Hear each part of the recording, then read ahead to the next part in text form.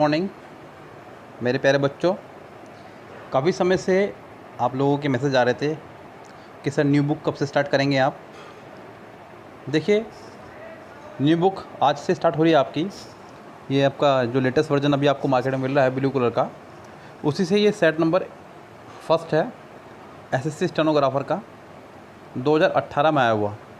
Yes, बिल्कुल latest set है, तो इसको करना आपके लिए फ़ायदेमंद रहेगा। हालांकि लेटेस्ट तो अब होता है एग्ज़ाम, जो होना था मई में, लेकिन हुआ नहीं है ना। फ़िलहाल कोई उम्मीदें लग रही हैं, लेकिन हताश नहीं होना, ये आपके लिए बहुत फ़ायदे की बात है।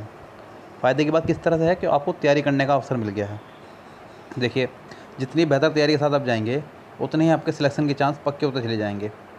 यहाँ सिलेक्शन के चांस और मजबूत कर लीजिए अपनी तैयारी को मजबूत करके।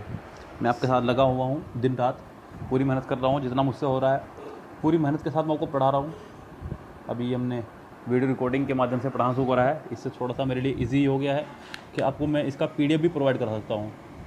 इसी सेट का पीडीएफ मैं इसी वीडियो के डिस्क्रिप्शन में अपलोड कर दूँगा। पीडीएफ इसका आप वहाँ से इसको डाउनलोड कर लीजिएगा। सभी कुछ आसान हो जाएगा, बहुत इजी। फ़िलहाल सेट शुरू करते हैं। आपका पहला क्वेश्चन है आपका 2018 से, कह रहा है कि the scientific theories of space are too intricate that only few people comprehend them. अगर आपको याद हो तो हमने आपको पॉजिटिव डिग्री के दौरान टू सो दैट ये पढ़ाया था। जब सेंटेंस में टू यानी कि डबल टी ओ और टू ओ, फर्स्ट सेंटेंस को ध्यान से देखते रहेगा। तो टी ओ के साथ टी ओ आता है, टू और सो के साथ दैट आता है। यहाँ पे इस सेंटेंस में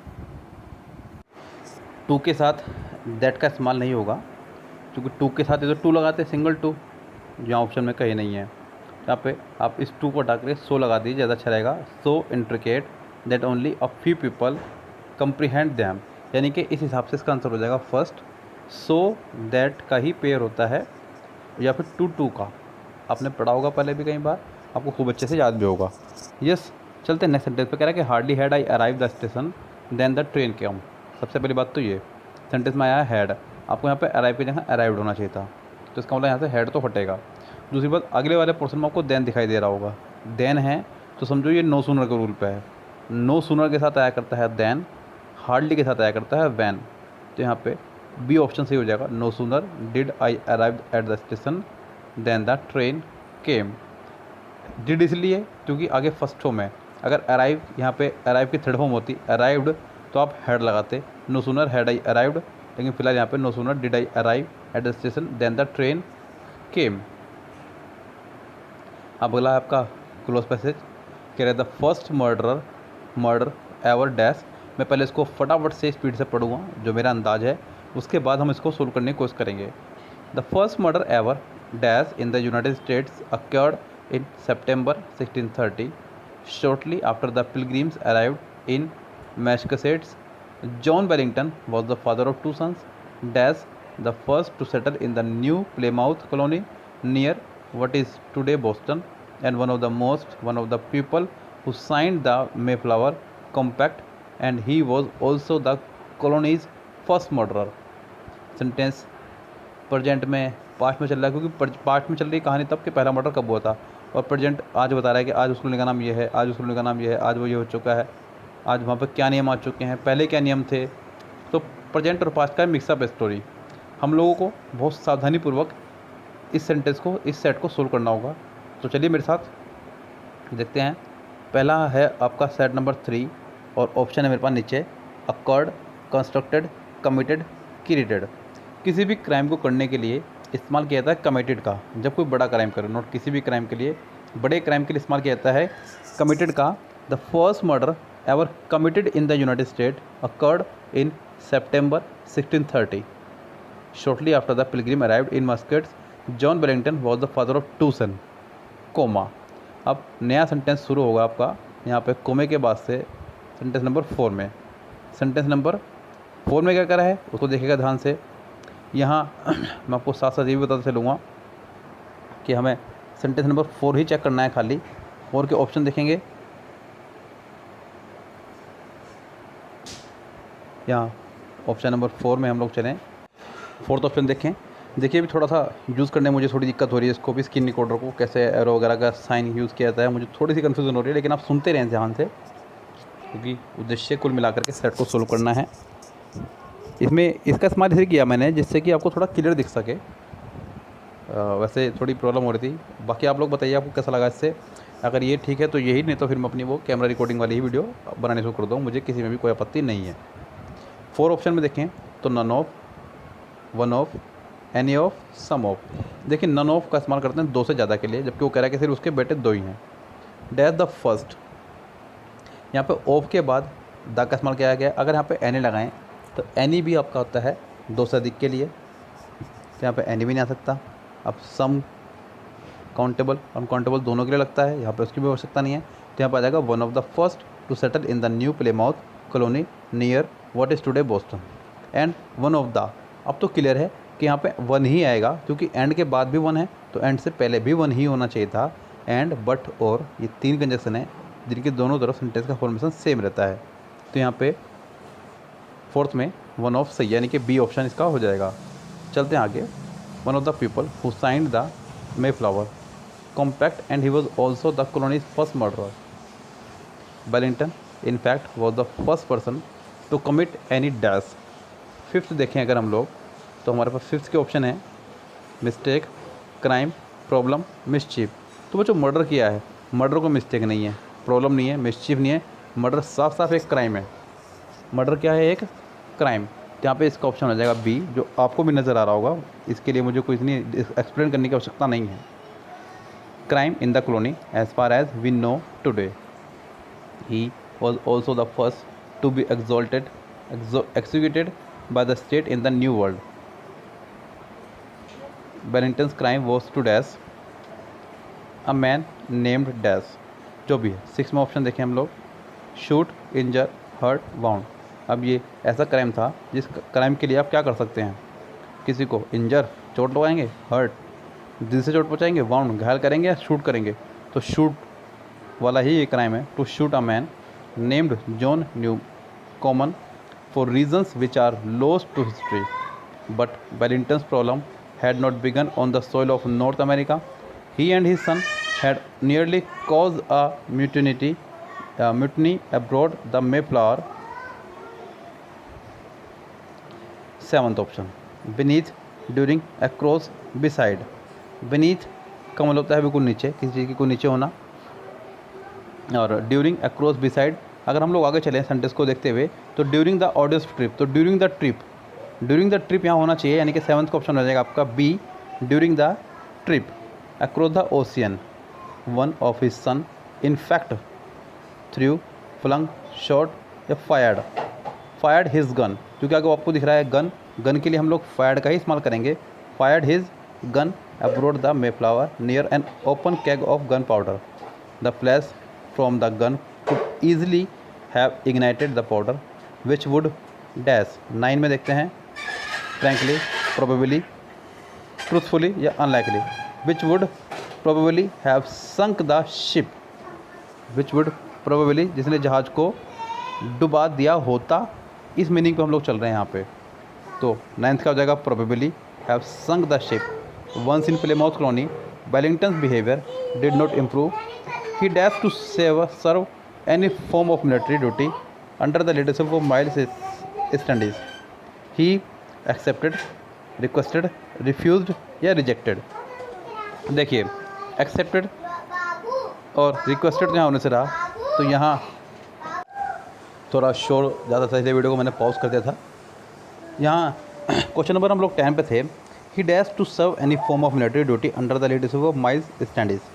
उसने यानी कि मना कर दिया। मना करने के लिए यहाँ एक्सेप्टेड, रिक्वेस्टेड, रिफ्यूज़ या रिजेक्टेड। देखिए रिजेक्ट किया जाता है किसी ऑफ़र को, किसी प्रपोजल को, तो रिजेक्टेड तो आने से रहा, हालांकि इसका मतलब ही मना करना ही है। यहाँ पे सी आ जाएगा, रिफ्यूज़, मना करना। He refuse to serve any form of military duty under the leadership of Miles Standish, a duty that was seen by the colonist as part of every man's responsibility in the new world. He was later guilty in a plot to overthrow the entire leadership of Plymouth colony. Dash a lack of evidence. Dash a lack of evidence. Hence, therefore, but या and, इनमें से आपको एक option set करना होगा।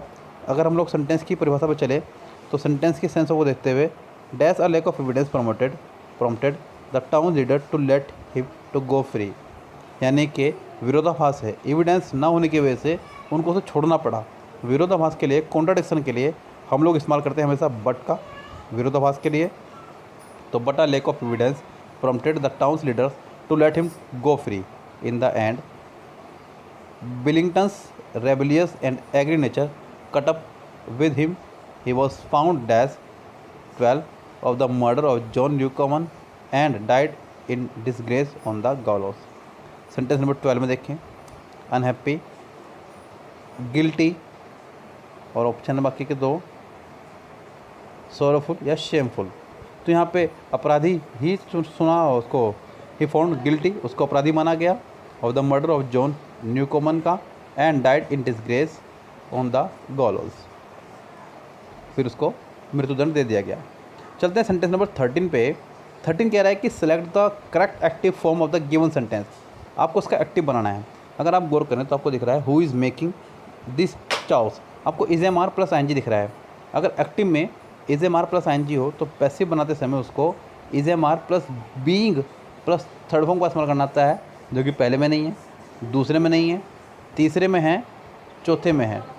अब sentence start होगा bye home से।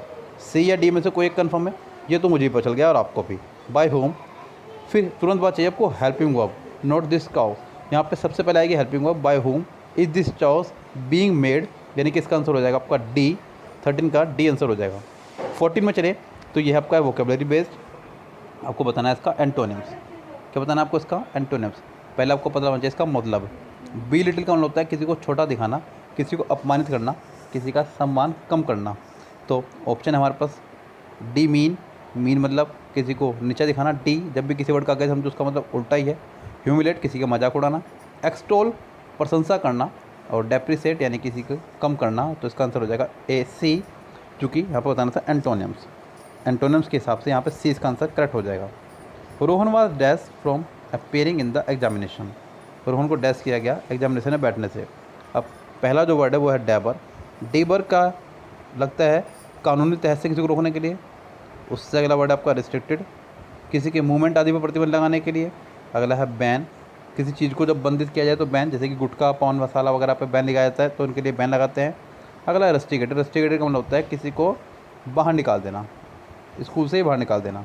हालांकि यहाँ पे डी के साथ में और ए के साथ में फ्रॉम आता है, तो दोनों के साथ में फ्रॉम आ सकता है, लेकिन हम ये लोग यहाँ पे ज़्यादा बेटर रहेगा ऑप्शन ए लगाएंगे, debarred from appearing in the examination, किसी कानूनी कार्रवाई के तहत किसी को मना करना।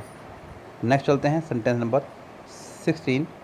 16 क्या कह रहा है उसको देखते हैं ध्यान से। कह रहा है कि sentence number 16, select the correct passive form of the given sentence. आपको बनाना का पैसिव। पैसिव क्या हो सकता है इसका चेक करते हैं। We should avoid excess use of mobile in order to have a peaceful life. हमें दिख रहा है शुड यानी कि modal verb plus first form. जब भी सेंटेंस में modal verb plus first form दिखाई दे तो मॉडल वर्ब के साथ बी प्लस थर्ड फॉर्म का इस्तेमाल करना होगा, और वो पहले में है, दूसरे में हैड बिल लगा दिया इसलिए बाहर, तीसरे में शुड भी है लेकिन आईएनजी फॉर्म है इसलिए बाहर, और फोर्थ में शुड के साथ हैव लगा दिया इसलिए बाहर हो गया। तो इसका आंसर हो जाएगा सिर्फ और सिर्फ A, excess use of mobile should be avoided by us in order to have a peaceful life. Next 17 sentence कह रहा है कि आपको इसमें एरर बतानी है किस पार्ट में है। Pride leads to destruction of the growth of an individual and creates a vacuum devoiding of genuine relationship. यहाँ हमें बताना है कि इसके किस पार्ट में एरर है। हालांकि एक नया तरीका है एरर देने का, पहले स्लैश लगा दिए जाते थे लेकिन अब नीचे आपको सेंटेंस को बांट दिया गया है। प्राइड लीड्स टू डिस्ट्रक्शन, ये आपका फिलहाल सेंटेंस पोर्शन ठीक है जिस, उसके बाद में डिवाइडिंग ऑफ, यहाँ इसी पोर्शन में गलती है। Pride leads to destruction of the growth of an individual and creates a vacuum, dividing of की जगह डिवाइड ऑफ लगाएंगे क्योंकि अ वैक्यूम डिवाइडिंग यानी कि आईएनजी फॉर्म तब आया करती है जब कोई पीछे प्रपोजिशन खड़ी हो, लेकिन यहाँ पे इस तरह कोई भी आवश्यकता नहीं है। आपको यहाँ पे सिर्फ और सिर्फ डिवाइड की जरूरत है जो ज़्यादा बेटर रहेगा। ये एडजेक्टिव का भी काम कर जाएगा, यस, इसलिए आप डिवाइडिंग लगाएंगे, खाली डिवाइड यानी कि बी पार्ट इसका रॉन्ग है।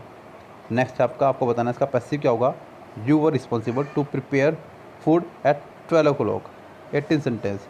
अब यहाँ पे आपको दिख रहा है यू वर, यानी कि सेंटेंस सेकंड फॉर्म में है, लेकिन यहाँ पे वर के बाद किसी वर्ब का इस्तेमाल उसने नहीं किया।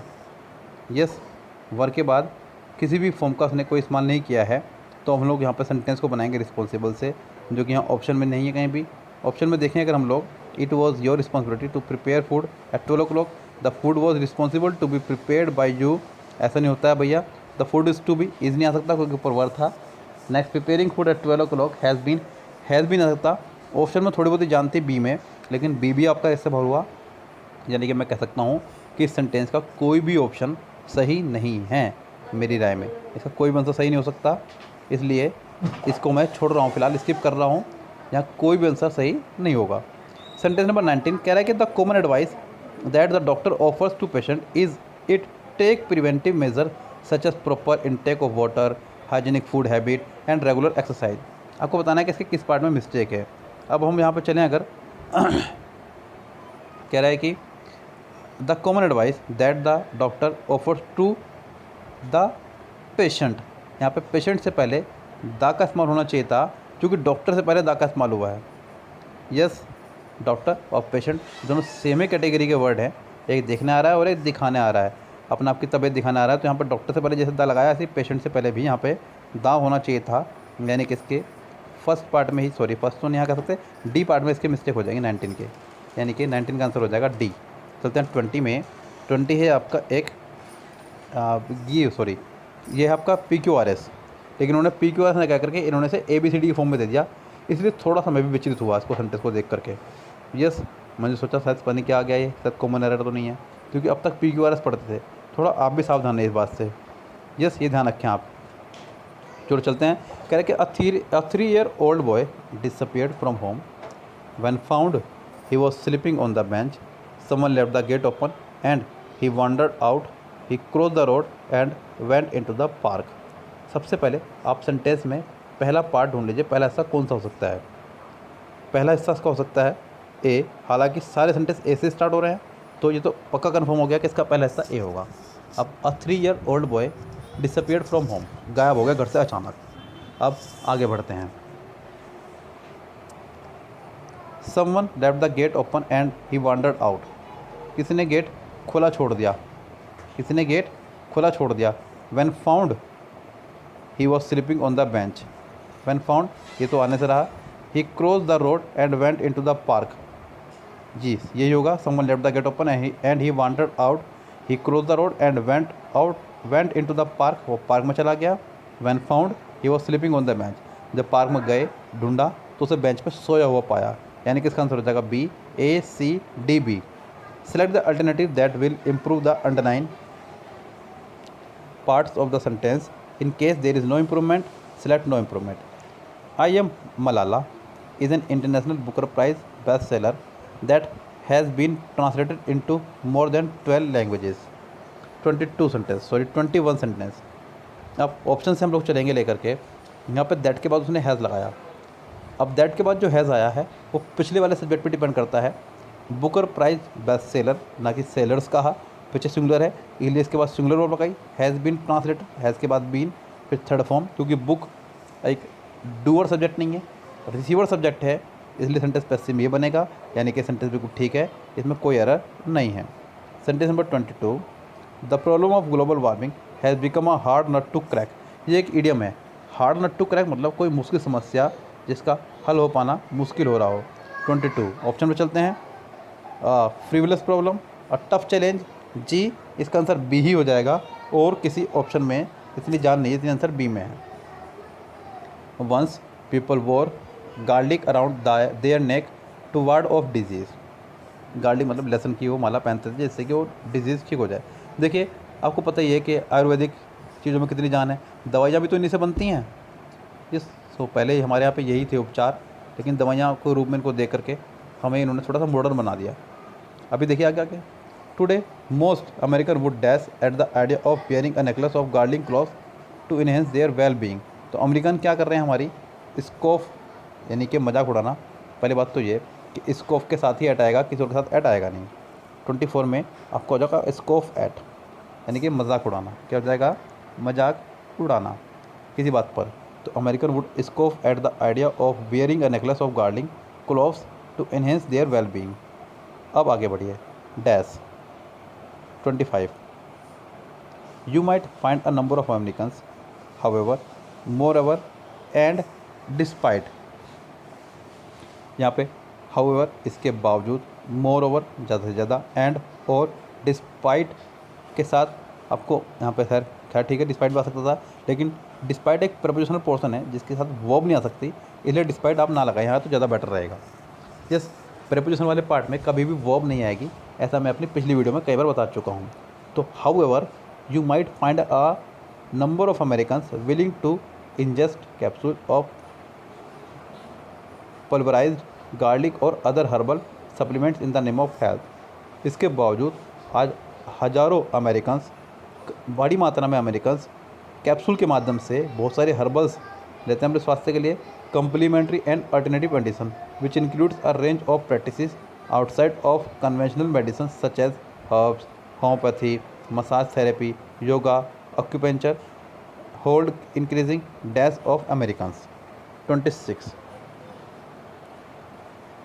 ऑप्शन है health, appeal, percentage, fitness, hold increasing, appeal for Americans. Appeal मतलब प्रशंसा करना, यहाँ पे प्रशंसा करने के माध्यम से आप यहाँ पे सिर्फ और सिर्फ अपील का इस्तेमाल कर सकते हैं, आकर्षण होना या प्रशंसा करना। 27 का हो जाएगा आपका अपील, सॉरी 26 का।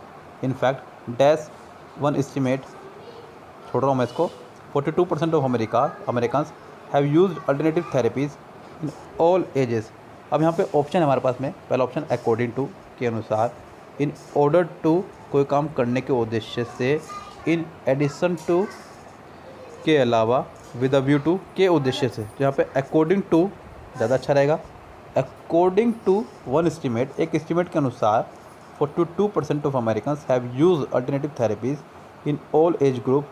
The use of unconventional healthcare practices has steadily increased।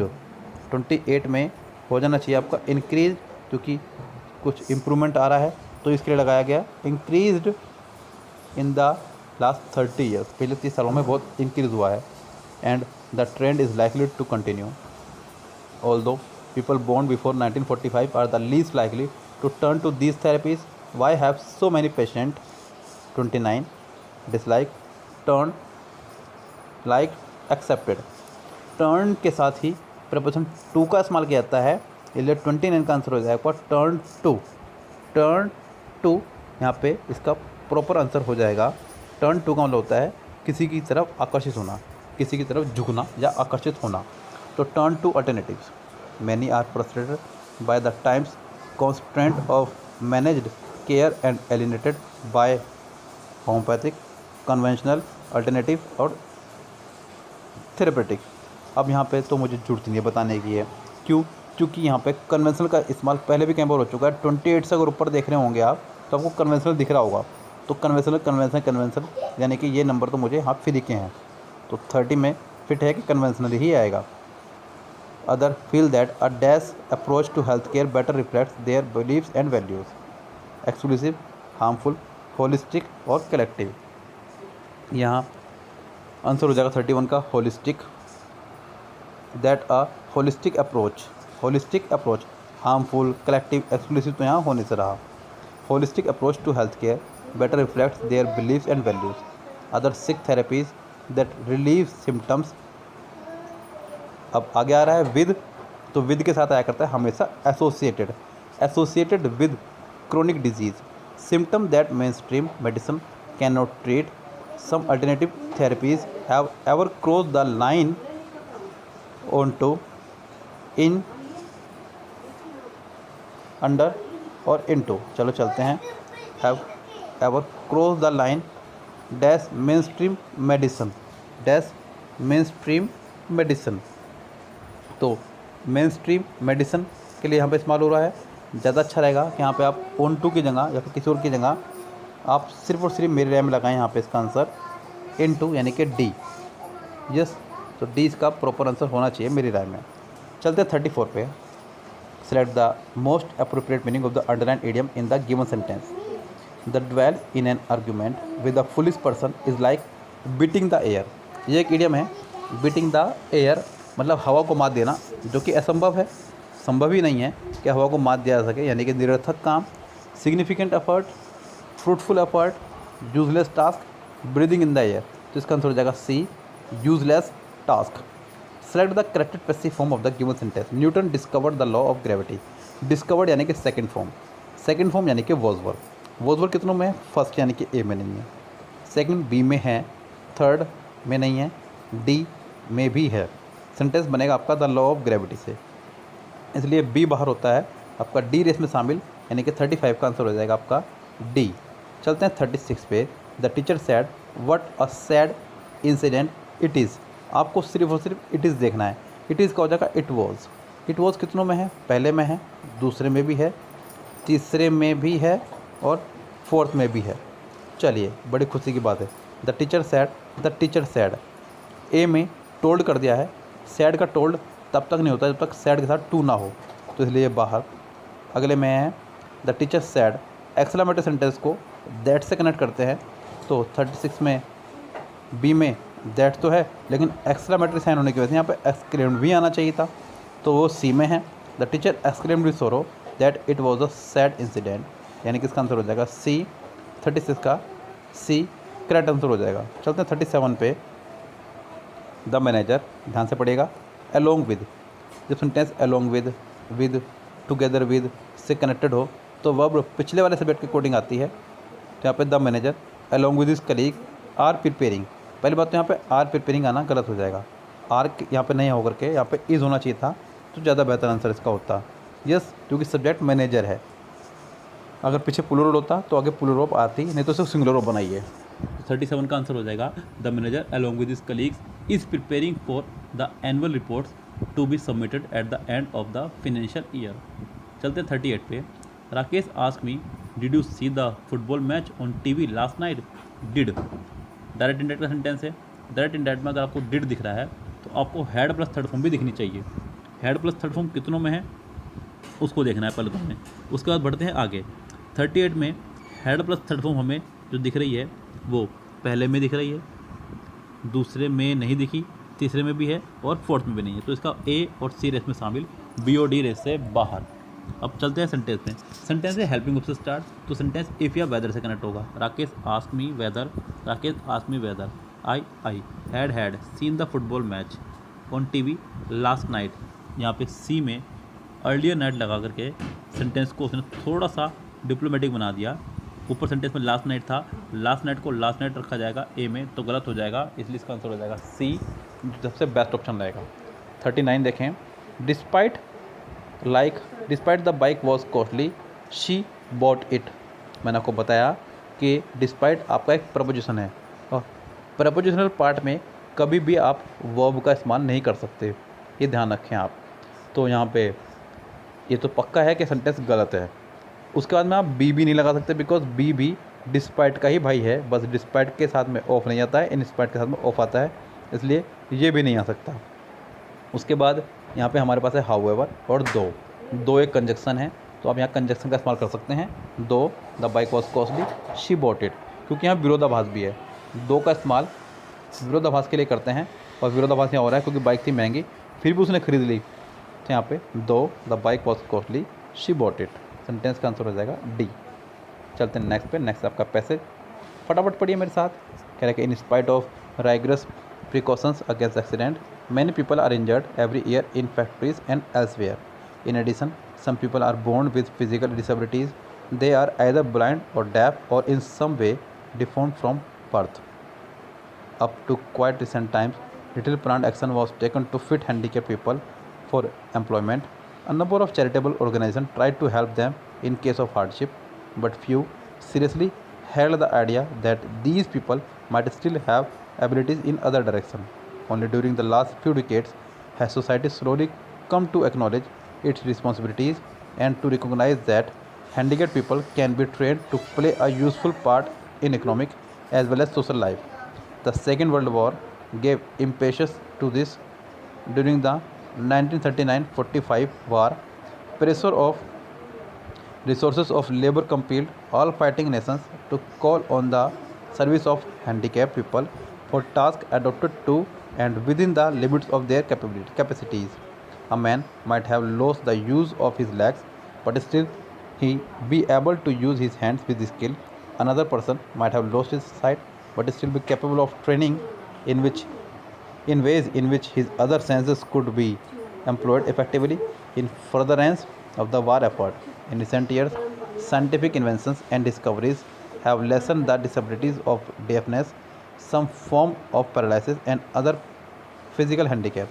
Scientists working in association with engineers have devised methods by which handicapped can take up work again, thanks to the invention of mechanical limbs, that improvements of hearing aids and so on. ये था आपका passage इस बात पे कि second world war के दौरान बहुत सारे लोग हैंडीकैप्ड हुए। अब हैंडीकैप किस तरह से हुए? किसी का हाथ चला गया, किसी का पैर चला गया, किसी की आंखें चलेगी, लेकिन उनके अंदर काम करने की योग्यता रही। अगर किसी का हाथ चला गया है तो वो पैरों से अपने यूज़ कर सकता है काम का, और किसी का पैर चला गया तो वो हाथों से काम कर सकता है। तो क्यों ना इनके इस स्किल का लाभ उठाया जाए और लेबर थोड़ा सा बढ़ाया जाए। यस, एक तो इनको भी काम मिलेगा और लेबर भी बढ़ जाएगी। इसीलिए कह रहा है कि what is the motive of the writer in the present passage. इस पैसेज में राइटर का मोटिव क्या है? मोटिव पे चलते हैं, ऑप्शन पे चलते हैं। The writer suggest that physically handicapped people have turned into burden for society. जी नहीं, बर्डन नहीं है सोसाइटी के लिए। The writer shows how charitable trust are transforming the life of physically handicapped people. ये भी इसका करेक्ट ऑप्शन नज़र नहीं आ रहा है। The writer wants to indicate that physically handicapped people are being incorporated in the main stream of the society. इसका answer C fit हो जाएगा, जो सबसे बेस्ट रहेगा। सेंटेंस नंबर 41 कह रहा है कि based on your reading of the passage identify the correct state sentence from the given options. Sentence number पढ़ते हैं और देखते हैं कि इनमें से कौन सा ऑप्शन सही हो सकता है। कह रहा है कि a number of charitable organization neglected the idea of supporting handicapped people. जी नहीं, सपोर्ट करने की कहा कई चैरिटेबल ट्रस्ट ने, तो ये होगा आपका wrong. According to the charitable organisation handicapped people are better suited for employment. ये भी कहना गलत हो जाएगा कि वो ज़्यादा बेटर होते हैं, उनसे काम लिया जा सकता है, लेकिन ऐसा भी नहीं कि वो बिल्कुल बेटर होते हैं। For the betterment of the differentially abide people many charitable organization gathered support from the other NGOs. ऐसा इसका जिक्र कहीं नहीं हुआ है पैराग्राफ में। Initially very few people believed in the idea that handicapped people have abilities that can be channelise in different direction. जी, इसका आंसर हो जाएगा आपका डी। चलते हैं 42 पे। कह रहा है कि which factor compel all fighting nation to utilise the service of physically handicapped people during 1939-45 war. Capabilities of handicapped people, shortage of other resources, political pressure और अदर नेशंस, और फिनेंशियल बेनिफिट। तो इसका आंसर हो जाएगा B. चलते हैं 43 पे। Which of the physical impairments are improved by recent scientific invention and discoveries? Physical weakness and speech, color blindness and hearing impairment and physical weakness, vision impairment and physical weakness। तो इसका answer हो जाएगा आपका सी, hearing impairment and physical weakness। Based on your reading of the passage, identify the correct sentence from the given options. During war, the service of physically handicapped people was utilized, keeping in mind their alternative skill within the limit of their capacities। हो सकता है सही हो। आगे option पढ़ते हैं पहले, फिर पता चल जाएगा। Scientist and doctors work collaborative to support the people with physically impairment. Scientist alone have found ways to enable physically handicapped people to work as normal people during war. Physically handicapped people played a major role in the victory of a specific nation। जी नहीं, इसका answer 44 का ए best हो जाएगा, तो answer A लगा देंगे इसका। चलते हैं 45 पे। कह रहा है कि they are going to build a new bridge in the river. In the river नहीं, ऑन द रिवर। रिवर के ऊपर पुल बनाया जाता है, रिवर के अंदर नहीं। They are going to build a new bridge on the river if they can find the money in the next budget. तो यहाँ पे हो जाएगा आपका सी 45 का। इन द रिवर की जगह ऑन द रिवर होना चाहिए था, bridge on the river. Dash of his life was spent in jail as he was caught in a heinous crime. The remainder, the left over, the last, the remnants. The remainder of his life was spent in jail as he was caught in a heinous crime. 46 का हो जाएगा आपका, यानी कि ए। Sentence number 47 कह रहा है कि Mohit ask Rita, did you ever sit in a plane before. हमें दिख रहा है डिड, यानी कि हेल्पिंग वर्ब से सेंटेंस स्टार्ट हुआ है।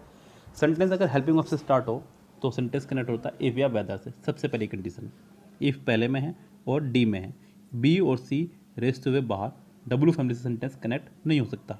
दूसरी बात, डिड है तो आपको बनाना होगा had plus third form. Had plus third form कितनों में है उसको चेक कीजिए, जो कि पहले में भी है और डी में भी है, फर्स्ट और डी दोनों में। लेकिन बिफोर ही रहेगा, उसको लास्ट ईयर नहीं कर सकते, इसलिए इसका आंसर हो जाएगा डी, एकदम करेक्ट। नेक्स्ट है, Ritesh said to Meet, when do you intend to return my bike you borrowed from me. Sentence when से ही कनेक्ट होगा, जो कि फर्स्ट में भी है, सेकंड में भी है, थर्ड में भी है और फोर्थ में भी है। दूसरी बात, डब्ल्यू फैमिली के तुरंत बाद चाहिए आपको सब्जेक्ट। क्या चाहिए आपको? सब्जेक्ट, जो कि पहले में है, दूसरे में भी है, तीसरे में है नहीं, ये बाहर हो जाएगा रेस से, फोर्थ भी हो जाएगा रेस से बाहर। तो 48 के सी और डी रेस से बाहर, अब बचते सिर्फ ए और बी। सेंटेंस है आपका डू प्लस फर्स्ट फॉर्म, आपको ढूंढनी होगी सेकंड फॉर्म, जो कि फर्स्ट में भी है और सेकंड में भी है। When Meet intended to return, when he intended to return the bike he had, आगे सेकंड फॉर्म में बोरोड, उसको बदलना होगा हैड प्लस थर्ड फॉर्म में, जो कि सिर्फ फर्स्ट में ही है, सेकंड में भी है, लेकिन वो मीत की वजह से बाहर हो जाएगा, बिकॉज मीत एक थर्ड पर्सन प्रोनाउन है। इसके लिए आपको ही या शी का इस्तेमाल करना होगा। अगर ये लड़का है तो ही और लड़की है तो शी का इस्तेमाल करना होगा, इसलिए 48 का ए ऑप्शन करेक्ट हो जाएगा। चलते हैं नेक्स्ट पे। Every day I go to school in a bus but today I went by foot because the bus operator are on a strike. सबसे पहली बात, सबसे पहला ऑप्शन है टू स्कूल इन अ बस। बस के लिए हम ऑन का इस्तेमाल करते हैं, इनका नहीं। देखिए, जितने भी वाहन हैं जिनके ऊपर आपको पहियों के जिन्ने के द्वारा, यानी कि स्टेट्स के द्वारा चढ़ना पड़ता है, उसके लिए आप ऑन का इस्तेमाल करते हैं, जैसे कि ऑन अ बस, ऑन अ ट्रेन। अगर एक कार होती तो आप इन लगाते हैं यहाँ पे। तो सबसे पहली बात तो ए गलत है। आई वेंट बाय फुट, पैदल के लिए बाय फुट नहीं ऑन फुट का इस्तेमाल किया जाता है, इसलिए 49 का बी ऑप्शन भी गलत है। Everyday bus operators on are on strike, ये भी गलत हो जाएगा, बिकॉज इससे पहला सेंटेंस पास्ट में है, today I went by foot because the bus operator are on strike, नहीं वन ऑन स्ट्राइक, यानी कि इस सेंटेंस के 3 पार्ट रोंग हैं। तो आप इस सेंटेंस का आंसर लगा ही नहीं सकते, भाई मेरे बस की तो कम से कम नहीं है। 50 पे चलते हैं। Because it is easier to eat on the go dash on burgers rather than healthy food had become a practice among teenagers. Snacking, swallowing, gobbling और एब्जॉर्बिंग। ऑप्शन में स्नैक ऑन छोटी छोटी मात्रा में खाना, स्वॉलो का मतलब होता है निगलना, गोबिंग जल्दी जल्दी खाना, और एब्जॉर्ब का मतलब होता है सोख होना। तो आने से रहा, यहाँ पे ज़्यादा बेस्ट रहेगा कि आप ऑन लगाएं, पहले लगाएं ए, जो की बात हो रही है थोड़े थोड़े खाने की। बर्गर को आप बहुत एकदम से निगल नहीं सकते, यस, इसलिए आपका आंसर हो जाएगा आपका पहला ही A. The Ganga is holiest river, holiest आपका एक सुपरलेटिव डिग्री है। 51 सेंटेंस, होलीएस्ट सुपरलेटिव डिग्री है, सुपरलेटिव डिग्री से पहले आपका द होना चाहिए था, तो the Ganga is the holiest river. 51 का आंसर हो जाएगा आपका पहला ही द होलीएस्ट। अगला है आपका 52 कोडियल, कोडियल का मतलब होता है मित्रवत, फ्रेंडली या अमिकेबल, इसका आंसर हो जाएगा बी। नेक्स्ट है the principal said to the student, why are you absent in the examination yesterday. आपको दिख रहा है is am are was were, आपको ढूंढना है had been plus third form या फिर एनजी फॉर्म, जो भी दिखे हो तो कोई दिक्कत नहीं है। अब हमें दिख रहा है why were you absent in the examination yesterday. 53 पहले में हैड प्लस थर्ड फॉर्म है, दूसरे में भी हैड प्लस थर्ड फॉर्म है, फोर्थ में भी हैड प्लस थर्ड फॉर्म है, थर्ड में भी हैड प्लस थर्ड फॉर्म है। अब यस्टरडे को बदलना है था प्रीवियस डे में। कितनों में हुआ? पहले में हुआ, दूसरे में हुआ, तीसरे में हुआ, चौथा बार क्योंकि उसने द नेक्स्ट डे करा। अब सेंटेंस को चलते शुरू से। The principal ask the student, the principal ask the student, the principal inform. यहाँ पे 53 में सी में इन्फॉर्म लगाया तो ये भी बाहर हुआ। The principal ask the student, the principal ask the student, why W family के बाद आपको चाहिए सब्जेक्ट, तो यहाँ पर हो जाएगा आपका ही, यानी कि 20 का आंसर हो जाएगा। 54 I promise to furnish all the document required for the assignment. Passive बनाना है, आपको दिख रही है फर्स्ट फॉर्म प्रोमिस, तो इसको बना देंगे प्रोमिस्ड, सेकंड फॉर्म हो जाएगा। यस, ये ध्यान रखें आप। 54 का पहला नहीं हो सकता क्योंकि वॉज नहीं आएगा बिकॉज फर्स्ट फॉर्म है, दूसरे में हैज़ आ गया, तीसरे में इज़ आया, तो इसका थर्ड ही आंसर हो जाएगा करेक्ट। अब हम लोग करेंगे 55 से आगे, 54 से आगे 55 क्वेश्चन। 55 में कह रहा है identify the segment in the sentence which contains grammatically error, यानी कि इसके किस पार्ट में ग्रामेटिकली एरर है। Ramesh is very much sorry about the financial loss that he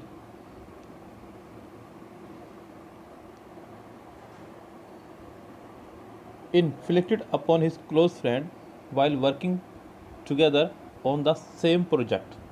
56 sentence, यहाँ हमें बताना है कि सेंटेंस के किस पार्ट में एरर है। 55 सॉरी, यहाँ पे हम लोग अगर गौर करें तो सेंटेंस में शुरुआत में इसने इस्तेमाल की है, कह रहा है कि Ramesh is very much sorry. यहाँ वेरी के साथ में मच की कोई आवश्यकता नहीं है, यहाँ पे वेरी से ही काम चल जाएगा। Ramesh is very sorry, yes, तो बहुत अजीब सा लग रहा है सेंटेंस, मच लगा करके सेंटेंस, तो यहाँ सेंटेंस में मच नहीं आएगा, यानी कि इस सेंटेंस में डी एरर हो जाएगी, यानी कि डी पार्ट में इसके एरर हो जाएगी, आपको यहाँ से मच हटाना होगा।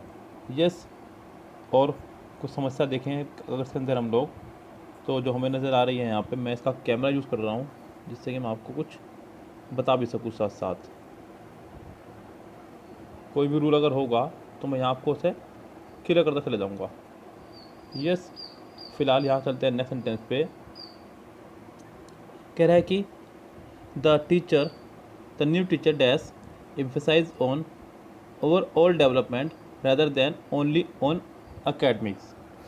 एम्फेसाइज के साथ लगाया उसने यहाँ पे, तो यहाँ पे किसी बात पर जोर देने के लिए बात हो रही है, तो आप यहाँ इस्तेमाल करेंगे ले emphasise on, EMPHASIS, emphasise on, यानी कि किसी बात पर जोर देना, किसी बात पर जोर देना, तो ले एम्फेसाइज ऑन, यानी कि इसका आंसर हो जाएगा आपका सी, जो उसका करेक्ट आंसर रहेगा। चलते हैं सेंटेंस पे। कह रहा है कि what is the antonym of foremost, sentence number 57। देखिए फॉरमोस्ट का मतलब होता है सबसे महत्वपूर्ण, सबसे महत्वपूर्ण, फॉरमोस्ट। कई बार स्पीच के दौरान बोल देते हैं कोई व्यक्ति the first and foremost thing, सबसे महत्वपूर्ण, लेकिन हमें बताना है यहाँ इसका एंटोनिम। एंटोनिम मतलब अपोजिट। सबसे पहला वर्ड है फर्स्ट, तो इसका होने से रहा, पैशनेट भी होने से रहा, मैच्योर भी होने से रहा, तो इसका आंसर हो जाएगा आपका अनइम्पोर्टेंट। क्या हो जाएगा इसका आंसर? अनइम्पोर्टेंट, यानी कि 57 का आंसर हो जाएगा सी। क्या हो जाएगा 57 का आंसर? सी। चलते हैं नेक्स्ट पे। 58 कह रहा है कि आपको बनाना है इसका passive. My student great me with a smile every morning. My student great me with a smile every morning. अब यहाँ पे मुझे दिख रहा है ग्रीट, फर्स्ट फॉर्म दिख रहा है। यस, आपको देखिए यहाँ पे फर्स्ट फॉर्म ग्रीट, ग्रीट है वर्ब की फर्स्ट फॉर्म, वर्ब की first form.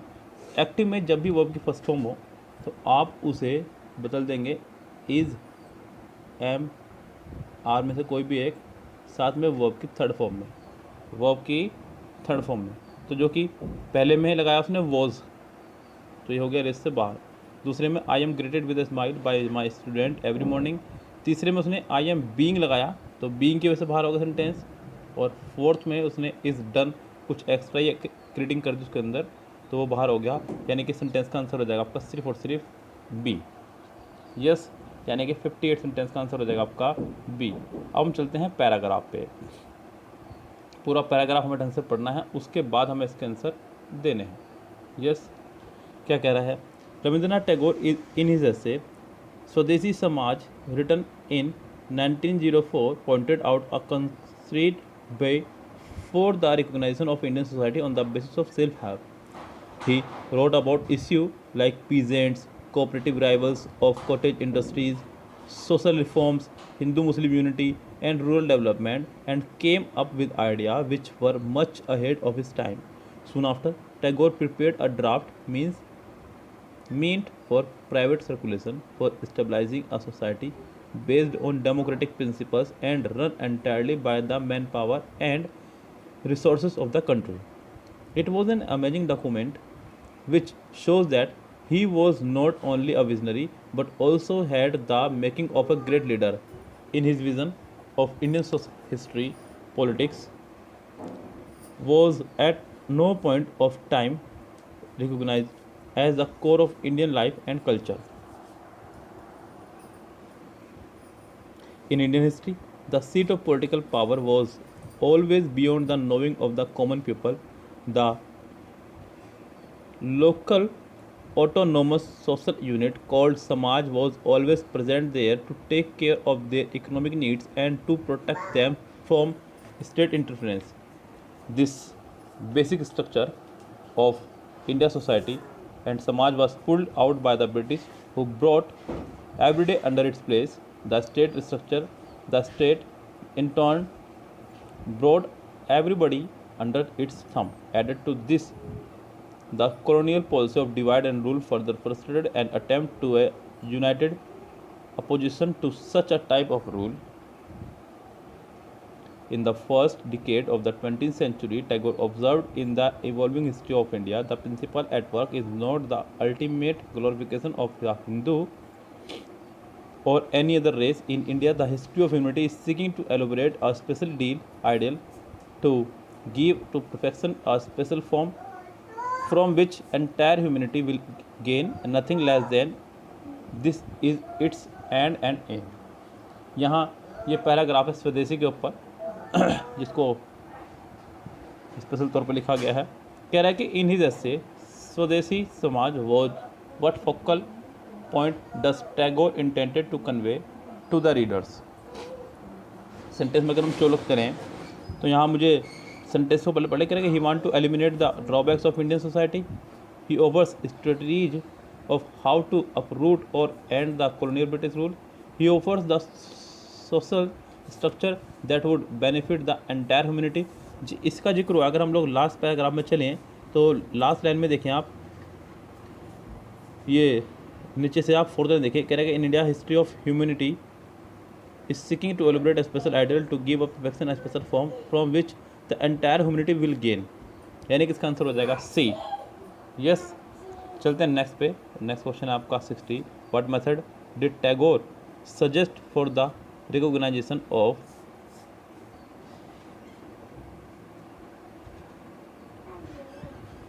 Indian society?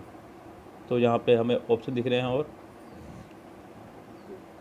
Through political power, on the basis of helping the humanity, on the basis of self-help, through industrial development। यहाँ भी हम लोगों को बहुत इजीली तेरे पर दिख जाएगा आंसर, क्योंकि पैराग्राफ पढ़ा ढंग से आपने। On the basis of self help, on the basis of self help, यहाँ पे इसका जिक्र हुआ है पैराग्राफ की पहले ही लाइन में। कह रहा है कि देखिए थर्ड लाइन देखिए, on the basis of self help, on the basis of self help में लिखा है साफ साफ, तो यानी 60 का आंसर हो जाएगा आपका सी। नेक्स्ट 61 कह रहा है कि on what basis did Tagore prepare a draft to establish the course of Indian society. यहाँ हम लोग चलें तो फिर से हमें आंसर क्वेश्चन ऑप्शन पढ़ने पे दिखेगा। On his visionary political ideas, on the principle of secular values, on the principle of democratic values, on man power and resources. यहाँ हम लोग चलें तो पैसेज का ऊपर जो दिखता है हमें यहाँ पे, कह रहा है कि recognisation of Indian society on the base of self help. He wrote about the issues like peasant, cooperative revival of cottage industries, social reforms, Hindu Muslim unity and rural development, and came up with the idea of the much ahead of time। Tagore prepared a draft means private circulation establishing society based on democratic principle, based on democratic principles, यानी कि इसका answer हो जाएगा सी। What according to Tagore in his vision was not recognized as the core of Indian society। 62 यहाँ पे man power, politics, democratic values, autonomous state, तो यहाँ पे आंसर हो जाएगा इसका बी पॉलिटिक्स। क्यों? क्योंकि इसमें पैराग्राफ में साफ लिखा गया है। अगर हम लोग चलें पैराग्राफ की तरफ,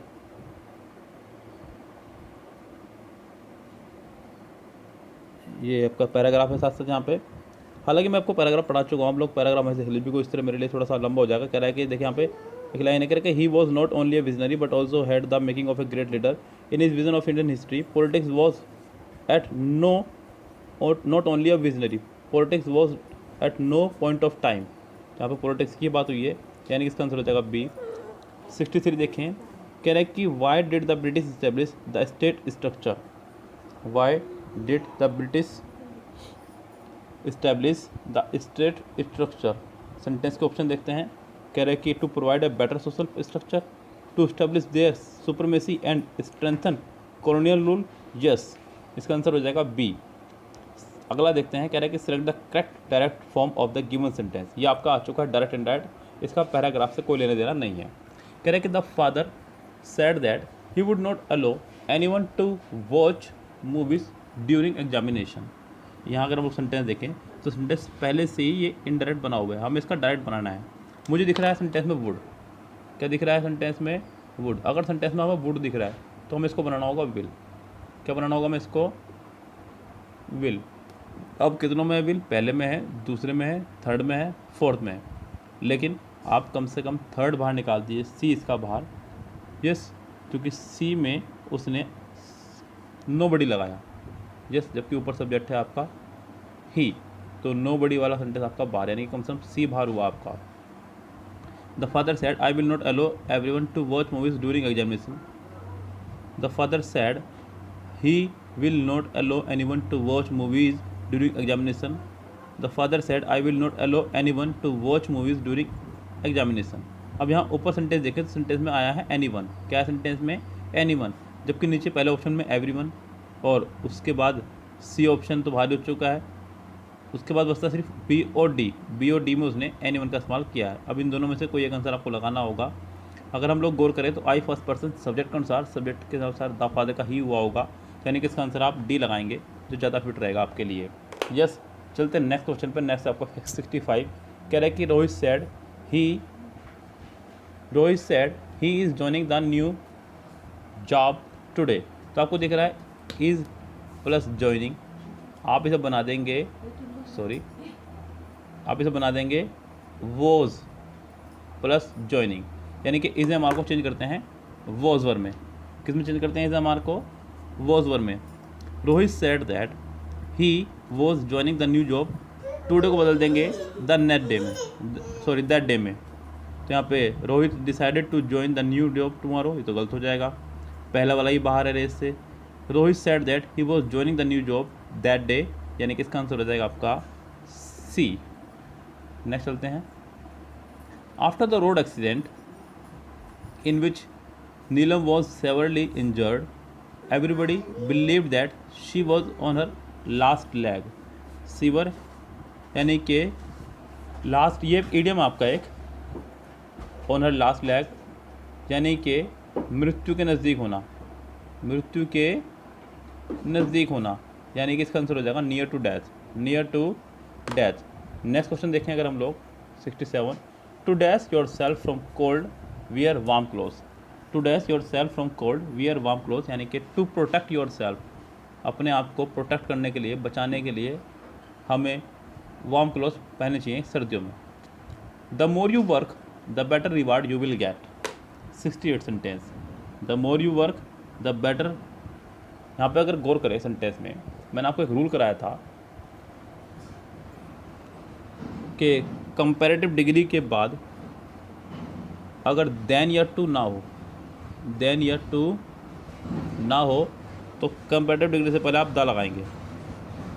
यस, यहाँ सेंटेंस का स्ट्रक्चर यही है, कह रहा है कि जैसे कि हम लोग बोल देते हैं कई बार the higher you go, the higher you go the cooler you feel, यानी कि जितना ऊंचा जाओगे उतनी ठंड महसूस करोगे। एग्जाम में कई बार सेंटेंस देखा होगा आपने, और दिखाऊंगा अगर सेंटेंस कह रहा है कि the more you want, the more you get,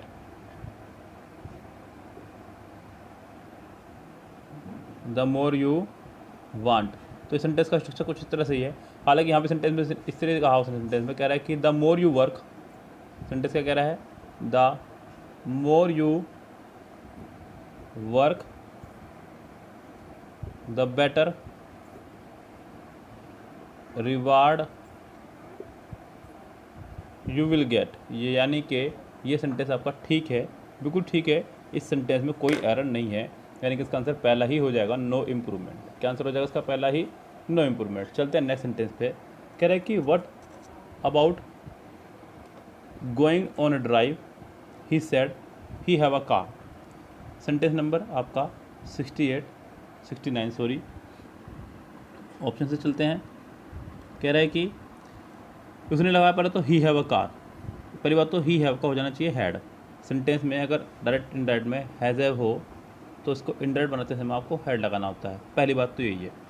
so he sad, पहले तो हैड है कार, देखो कितनों में है, जो कि पहले में है। दूसरे में उसने हैव अ कार ही लगाया, यानी कि बी बाहर हुआ रेस से। सी और डी में भी है। अब यहाँ पे बैग्ड प्रार्थना करना तो यहाँ नहीं आएगा। He suggested going on a drive as they had a car. He insisted on going on a drive as they had a car. He begged to go on a drive as they had a car. यहाँ मेरी राय में ज़्यादा अच्छा रहेगा कि आप sentence को C answer लगाएं। यस, जिसका सबसे बेस्ट ऑप्शन रहेगा 69 का सी आंसर आप लगाएं यहाँ पे। चलते 70 पे। कह रहा है given below are 4 sentence 3 of which are jumbled, pick the option that gives the correct answer. 70 sentence देखे जाए ध्यान से। कह रहा है कि just as I was about to sleep I heard a low humming sound. यानी कि पहला सेंटेंस मेन सब्जेक्ट हुआ सेंटेंस का, जो कि बात हो रही है सोने की। As they landed their light went off, I looked out of my bedroom window, I saw a number of object coming down from the sky. अब यहाँ पे just as I was about to sleep I heard a low humming sound, मैंने sound सुना, उसके बाद मैंने देखा बाहर खिड़की से। I looked out of my bedroom window. A के बाद सी, ए के बाद सी कितनों में है? सिर्फ पहले ऑप्शन में ही है। आप इसका आंसर पहला लगा देंगे, आपको आगे बढ़ने की कोई आवश्यकता नहीं है। अब नेक्स्ट है आपका पैराग्राफ। ये पैराग्राफ मैं आपके लिए छोड़ रहा हूँ, ये आप इसका यहाँ से स्क्रीनशॉट ले लीजिएगा इस तरह से। ये पूरा पैराग्राफ दिख रहा होगा आपको, आगे देखें ध्यान से, क्वेश्चन भी हैं इसके अंदर। आप इसका पूरे का स्क्रीनशॉट ले लीजिएगा या आप खुद से कीजिएगा। मैं चलता हूँ 76 सेंटेंस पे। आपको फिर से इसको बनाना है, एक सीक्वेंस में बनाना है। कह रहा है कि everything went well for the first 10 mile. पहले पढ़ लीजिएगा। कह रहा है given below are 4 sentence 3 of which are jumble, यानी कि पहला तो सीक्वेंस में है ही, उसके बाद 3 जंबल में लगे, यानी कि ए तो फिक्स है ही आपका। उसके बाद देखना कि ए के बाद कौन सा आएगा। कह रहा है कि everything went well for the first 10 miles, then brake did not work and then the trouble started, then I came to a steep hill. Everything went well for the first 10 mile, then I came to a steep hill, यानी कि इसका answer हो सकता है D आ जाए। चलो देखते हैं, और देख लेते हैं। The brakes did not work, the brakes did not work and then the trouble started. जी नहीं, इसका आंसर हो जाएगा ए के बाद डी। ए के बाद डी लगाना होगा, जो बिल्कुल करेक्ट रहेगा। उसके बाद चलते हैं ए के बाद डी पे, and then the trouble started, the brakes did not work, यानी कि ए डी सी बी। इसका आंसर हो जाएगा 76 का आंसर हो जाएगा आपका B. Next sentence, dash explanation help students learn things in a dash.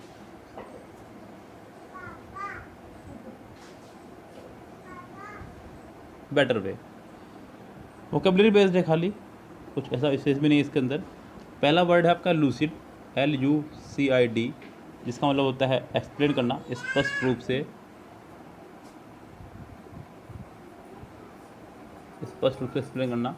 Accurate शुद्ध, ब्राइट माने चमकीला, ट्रांसपेरेंट पारदर्शी, जिसका आंसर हो जाएगा ल्यूसिड एक्सप्लेनेशन, स्पष्ट रूप से एक्सप्लेन करना।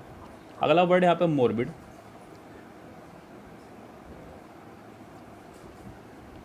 इस मोरबिड का मतलब होता है अस्वस्थ मानसिक स्थिति, अस्वस्थ मानसिक स्थिति। आपको इसका बताना है अपोजिट, क्या बताना आपको इसका अपोजिट, तो इसका अपोजिट हो जाएगा बी हेल्दी, यानी कि स्वस्थ। यस, जिसका करेक्ट आंसर हो जाएगा। चलते हैं नेक्स्ट पे। He said to my brother let us go to the she shore for a change. Sentence 79। Sentence में आया लेटस। क्या है सेंटेंस में? लेटस। जब भी सेंटेंस में लेटस आएगा तो आप उसे हमेशा पहले बात तो दे में बदलेंगे। किस में बदलेंगे आप इसे? दे में। यस। अब दे कितनों में है यहाँ देखेंगे हम लोग, जो पहले में नहीं है, दूसरे में नहीं है, तीसरे में है, यानी कि सी में ही है दे। और लेटेस्ट वाले सेंटेंस में हमेशा शुड का इस्तेमाल किया जाता है। किसका इस्तेमाल किया जाता है? शुड का। तो इसका आंसर हो जाएगा आपका सी, जो करेक्ट आंसर हो जाएगा। चलते हैं नेक्स्ट सेंटेंस पे। नेक्स्ट सेंटेंस है 80। Sentence number 80। फिर से कह रहा है कि सेंटेंस नंबर 80 कह रहा है कि even below are 4 sentences through which are jumbled, pick the option that given the correct order. आपको बताना है इनमें से कौन सेंटेंस करेक्ट ऑर्डर में है। पहला सेंटेंस तो करेक्ट है ही, कह रहा है कि कीर्ति एंड ध्रुव पर small boys, so they often run into trouble, they were neighbours and went to the same school. जी, इसका आंसर हो जाएगा सी। ए के बाद में सी, ए के बाद में सी, दो में है, सी में भी और डी में भी। उसके बाद देखते हैं they were neighbours and went to the same school, on their way to school they did all the things that naughty boys do. यानी कि इसके बाद आपका आ जाएगा डी और फिर रह जाएगा सिर्फ और सिर्फ बी। तो ए सी डी बी, यानी कि इसका आंसर हो जाएगा आपका D, correct. He reckless behaviour force to give him a piece of mind. ये एक इडियम है आपका, जिसका मतलब होता है डांटना। तो डांट का मतलब हो जाता है यहाँ पर स्कोल्ड। टू स्कोल्ड इसका आंसर हो जाएगा पहला ही। तो 81 का आंसर हो जाएगा आपका टू स्कोल्ड, यानी कि फर्स्ट ऑप्शन इसका करेक्ट हो जाएगा। चलते हैं नेक्स्ट सेंटेंस पे। कह रहा है कि select the correct active form of the given sentence. कह रहा है कि दे बिलीव्ड, बिलीव्ड आपके सेकंड फॉर्म है। क्या है ये? Second form. एक्टिव में जब भी सेकंड फॉर्म हो तो पैसिव बनाते समय आपको लगाना होता है वॉज वर्ब। क्या लगाना होता है? वॉज वर्ब प्लस वर्ब की third form. They believed that he lied, they believed that he lied. Option देखते हैं हम लोग यहाँ पे। He was believe to have lied, he believe to have been lied, he believe it was believe that they lied. तो यहाँ पे 82 में इसका आंसर हो जाएगा D, he was believed to have lied, यानी कि डी इसका आंसर हो जाएगा करेक्ट। चलते हैं नेक्स्ट सेंटेंस पे 83 पे। Select the most appropriate option to fill in the blanks when Neha saw me coming to her table, she smiled and dash me a chair, she smiled and dash me a chair, she smiled and offered, यानी कि पहला ही option इसका हो जाएगा correct. Offered मतलब होता है प्रदान करना। She smiled and offered me a chair, यानी कि 83 का आंसर हो जाएगा आपका ए। चलते नेक्स्ट सेंटेंस पे। कह रहा है given below are 4 sentences there of 3 of which are jumble. फिर से वो पैरा जम्बल है। कह रहा है कि the other day I ask you the best way to travel from Chennai to Bangalore, यानी कि ए तो इसका पहले से ही लगा हुआ है, आपको बाकी के देखना है सेंटेंस क्या इसके ऑप्शन हो सकते हैं करेक्ट। कह रहा है कि you advise me to take the double decker train, now let me tell what happen I took your advice. जी नहीं, पहले एडवाइस दी होगी, उसके बाद एडवाइस ली होगी। यस, पहले एडवाइस दी जाती है। You advise me to take the double decker train, यानी कि इसका आंसर ए के बाद होना चाहिए बी। उसके बाद आया होगा आपका डी, कि उसने एडवाइस ली और फिर उसने बताया कि रास्ते में क्या क्या हुआ। ए बी डी सी, यानी कि इसका आंसर हो जाएगा पहला ही। Yes, sentence number 85। I met a truly beautiful lady who I believe to be an artist. अब यहाँ पे सेंटेंस में इस्तेमाल किया उसने मैट। किसका इस्तेमाल किया उसने? मैट, जो कि है सेकंड फॉर्म, जो कि है सेकंड फॉर्म वर्ब की। आपको यहाँ पे सेंटेंस के अकॉर्डिंग चलना होगा। पहली बात तो यहाँ पे टू बी की ज़रूरत नहीं है, क्योंकि आप बी की कोई फैमिली का वर्ड लगाएं, इज एम आर वॉज, कोई भी ऐसा word. I met a truly beautiful lady who I believe is to be, who I believe is, which I believe is no improvement, who I believe is. जी, lady के हिसाब से, क्योंकि who के बाद जो वर्ब आ रही है यहाँ पे, हु के बाद जो वर्ब होगी वो पहले सब्जेक्ट के अकॉर्डिंग होगी। पहला सब्जेक्ट है लेडी, लेडी है सिंगुलर, इसलिए इज़ की जरूरत है यहाँ पे। तो इसका आंसर हो जाएगा आपका B, correct. 86 the Himalayas the highest mountain range in the world protect India from cold winds blowing from central Asia. 86 में चलते हैं। यहाँ पे ये ग्रामेटिकल एरर बतानी है किस पार्ट में है इसके।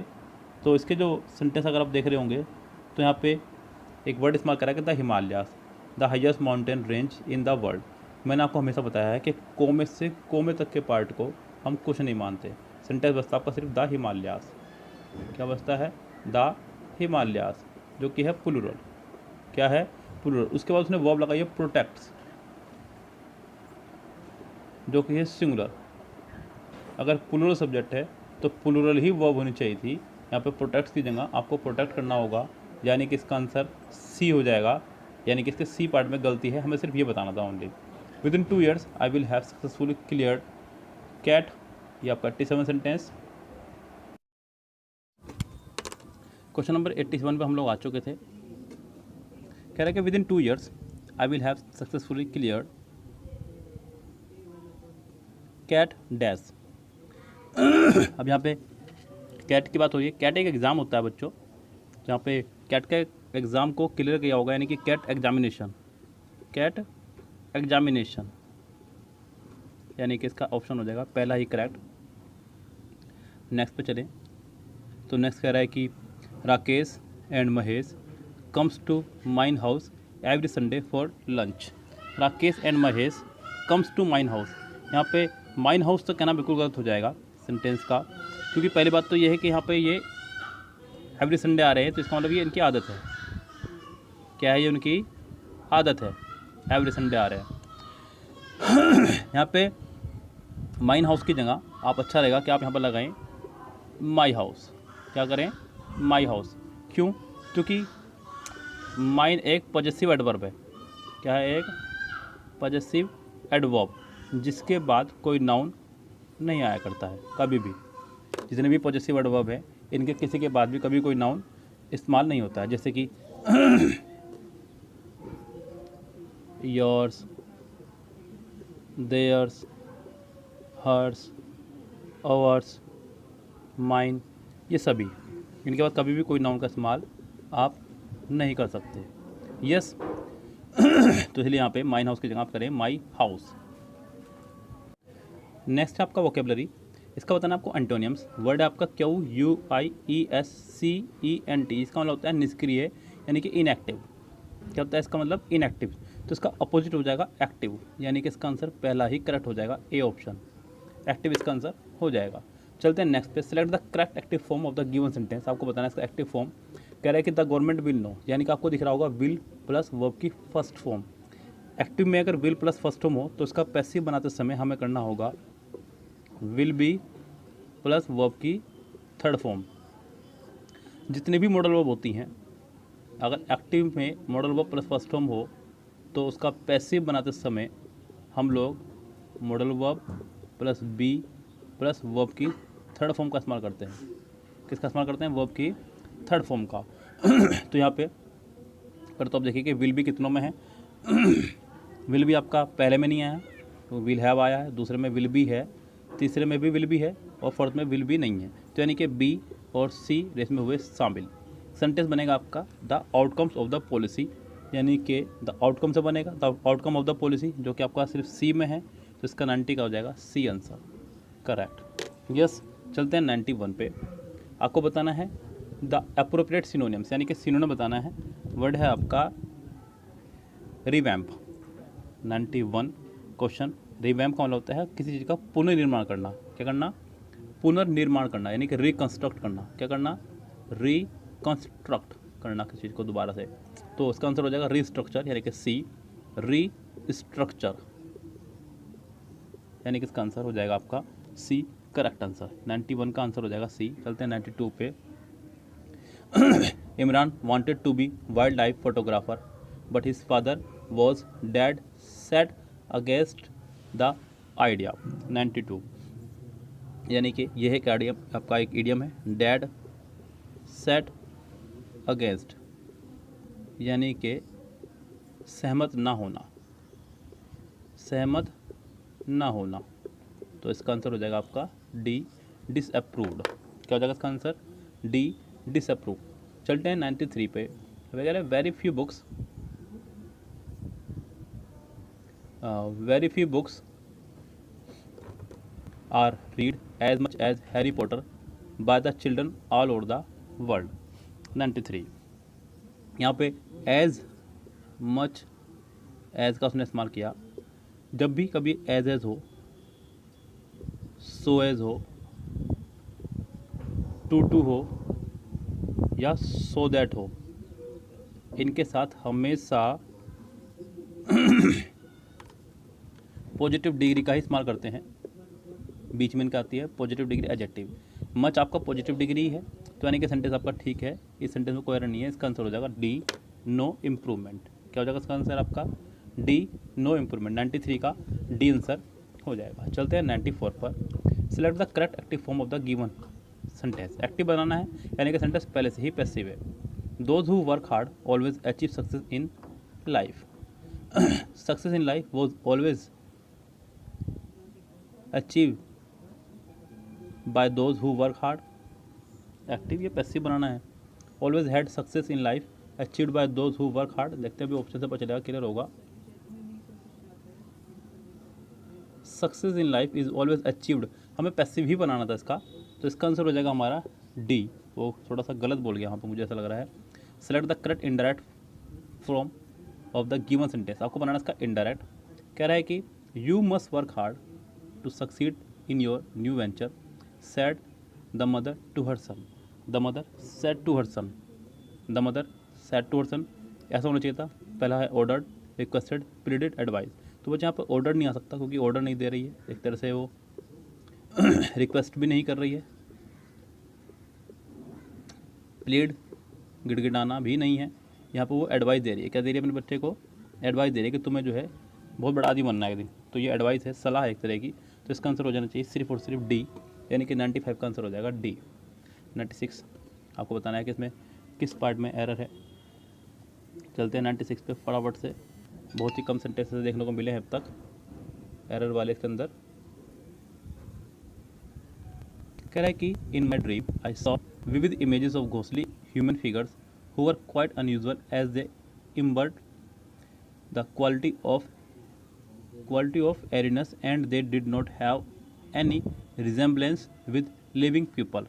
आपको बताना है कि इसके किस पार्ट में एरर है। देखिए यहाँ पे इन माई ड्रीम, ये तो हो गया आपका प्रपोजिशनल पार्ट, पीपी।